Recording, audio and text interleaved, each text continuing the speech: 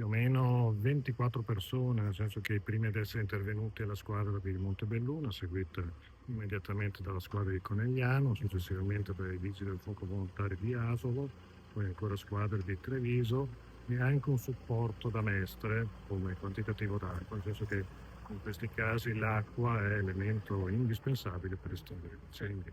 Ecco, dentro c'erano anche dei mezzi. Dentro c'erano 2 veicoli, ma di piccole dimensioni della della proprietà, ecco, queste a servizio dell'azienda, veicolo aziendale.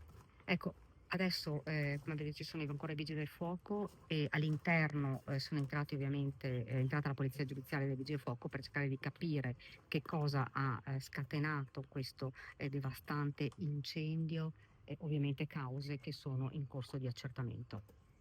Beh, assolutamente, nel senso che, ovviamente la nostra opera prima è stata quella di constatare che nessuna persona era direttamente coinvolta. Pertanto, come seconda cosa abbiamo provveduto a tutela, dei beni e anche, perché no, dell'ambiente, nel senso che, la nostra opera ha avuto come obiettivo quello di limitare la propagazione dell'incendio e fortunatamente siamo riusciti a limitarlo nel giro di 3 ore al solo ambito del magazzino. Quindi l'ambito dell'attività produttiva non è stato pressoché intaccato.